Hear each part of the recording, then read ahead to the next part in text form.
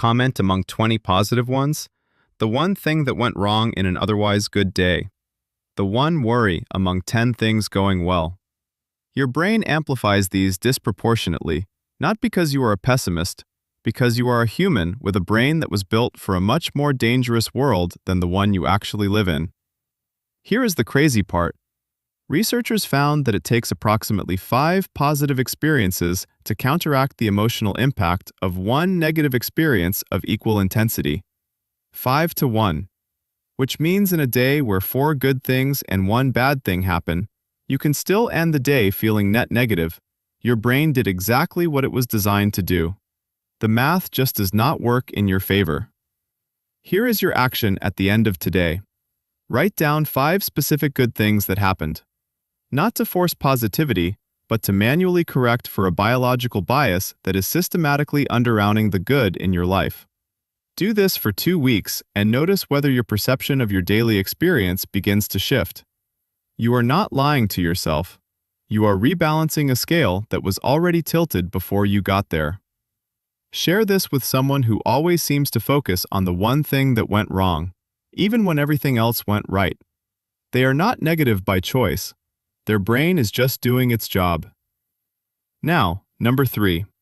This one involves something most people in modern life have in abundance and almost nobody realizes is making them miserable. Habit number 3. Arrival fallacy. The third reason you feel unhappy even when life is good is what psychologist Tal Ben-Shahar calls the arrival fallacy. The false belief that reaching a specific goal or destination will produce lasting happiness. The arrival fallacy sounds like this inside your head. When I get the job, I will finally be happy. When I lose the weight, everything will feel better. When I move to the new city, my life will really begin. When I find the right relationship, all of this will make sense. The arrival fallacy keeps happiness permanently located in the future, just beyond where you are right now, regardless of how much ground you cover.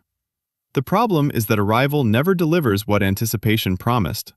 Not because the goal was wrong, but because your brain was using the goal as a container for all the happiness it was not allowing you to feel in the present. And when you arrive and the container is empty, the disappointment is not just about the goal. It is about realizing that the strategy itself was flawed. Research in positive psychology found that people significantly overestimate how happy future positive events will make them, and significantly underestimate how quickly they will adapt back to baseline after those events occur. The gap between anticipated happiness and actual happiness upon arrival is one of the most reliable findings in the entire field of happiness research. Here is your action. Identify one thing you are currently waiting to arrive before you allow yourself to feel genuinely okay. Not happy necessarily, just okay. Now ask yourself what specifically about that arrival you believe will produce the feeling you are waiting for.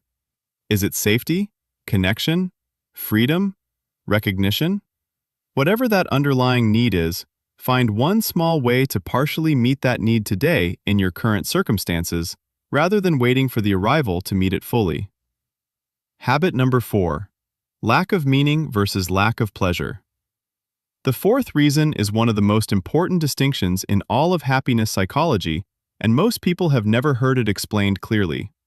There are 2 fundamentally different types of positive emotional experience.